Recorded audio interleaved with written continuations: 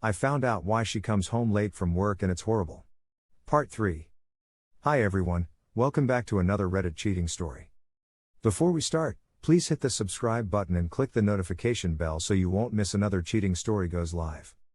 She would right away begin getting ready and inform me she texted her supervisor and asked if she could come in. Due to the fact that she wants to avoid me. We just had one car and also this was before Uber was really almost everywhere, so I could not go look into her work to see if she truly was at her job. However, one day my friend was over while Kate went to work and we were simply playing computer game. Then we wanted to go out to get some Taco Bell. We had the munchies and wished to find one, so I took out my phone to view Google Maps where the closest Taco Bell was. That's when I saw something I had actually never seen prior to. Me and Kate shared a Google account on our Androids at the time, so it revealed both of our search histories for locations that we entered right into Google Maps. On that particular day she looked for some random place in a close-by neighborhood when she left for work. My head began to spiral again and I informed my friend I no longer felt up to it and just wished to go to bed, so he left a bit baffled. I double-checked everything on my phone and even went on my computer system as well as did some searches to see if there was any way I was misinterpreting it. And I was not. When Kate got home I asked her if she really went to work that evening. She actually got really defensive and accused me of being paranoid.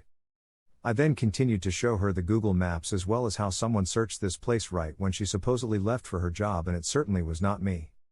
She proceeds to tell me one of the most legendary lie I've ever before heard. She stated I never went there or searched it. Google is wrong, it's probably just a glitch. Alright, now I finally admit it to myself. I am dating a liar again. I grab a few things and I get a motel in town. I spend many nights fighting with Kate over the phone and crying while watching shitty cable TV. I was so angry that for the second time in a row I'm dating someone who lies to me and keeps things for me. One of our fights gets so heated we completely stopped talking for 2 days. We didn't break up though, just stopped talking. Something inside me was desperately hoping that maybe she's just doing coke and drugs, not cheating. But I am super suspicious that she is cheating at this point and I couldn't let go of it. After a couple nights in the motel, I had convinced myself Kate isn't cheating, she was just back into her drug addiction. And I need to help her get out of it.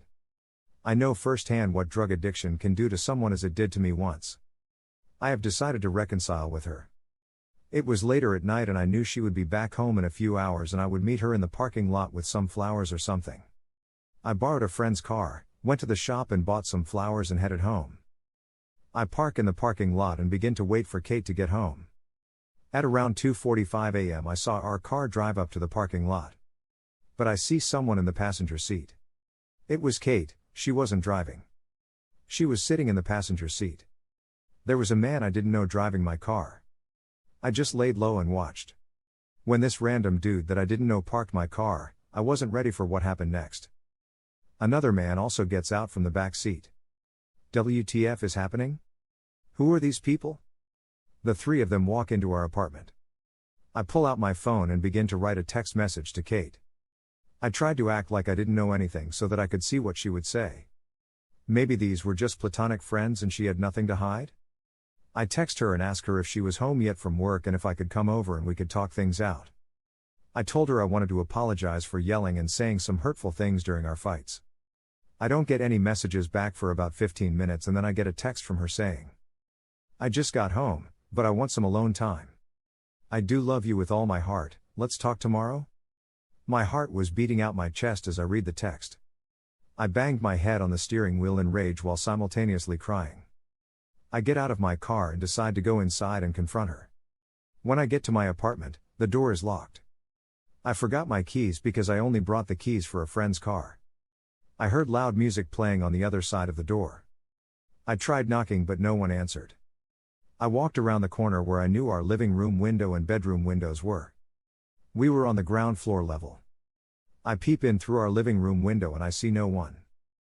I was honestly hoping that I would see them there just smoking weed casually or something. But if they weren't in the living room, then where the fuck are they? I walk a little further down until I get to our bedroom window. The blinds were down but I could see in if I put my eyes on the edge of the window to look real close. When I leaned in to look around the blinds, my heart sank into my stomach. On the other side of the blinds, in our bed, my beautiful girlfriend, whose son I consider to be my own, was getting spit roasted by the two guys I saw her walk in with. I leaned up against the wall and slid down until I was sitting on the ground. My face fell into my hands. I sat there for 5 minutes vaguely hearing what was going on through the window above me. I contemplated going in and killing all 3 of them. I was so filled with rage. I decided to get up and get back into the car. I started chain-smoking cigarettes as all my memories of the relationship that I cherished so much began to dismantle in my mind. Everything was a lie. Everything I thought about Kate that made me love her so much started to dissolve. I was cheated on by my college ex-girlfriend, Lisa. When Lisa cheated on me, my rage led me to do everything I can to get the gnarliest revenge I could. I went completely overboard and Lisa ended up extremely broken and abused. Now, many years later in my first relationship after Lisa, I'm in the same position, but worse. This time, however, I decided not to get revenge on Kate as I did on Lisa. No, this time, I'm going to kill myself. But first, I'm going to kill Kate. I start the car and drive. I stop by a gas station that I know sells some basic hunting and fishing equipment 24 hours. They didn't have any guns, but they had some hunting and skinning knives. I buy the largest knife they have and drive back to my motel, grab my keys to the apartment, and then head home to paint my bedroom walls with their blood. When I get there, I slowly and quietly open the front door. I begin to creep down the hallway to our bedroom. I'm gripping the knife tight, expecting one of the guys to maybe pop out. I inch up to my bedroom door. It's open, but the lights in the room are off and I can't see anything inside. It's quiet, I don't hear anything. Sweat is dripping down my face and I'm trying to control my shaking and breathing so no one hears me come in. Scared of what I might see, I reach into the bedroom and flip the light switch on. When the lights pop on, I just see Kate lying in the bed naked and by herself. Was I hallucinating earlier or something, or did those guys just leave before I got back?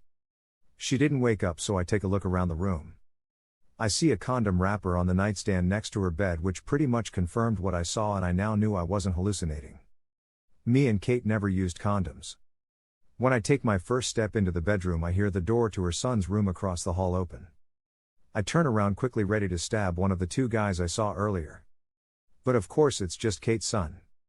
My son. My first thoughts were, what is Kate's son doing here? Why didn't Kate take him to daycare or to her mom's house before she had 2 random dudes come over to fuck her?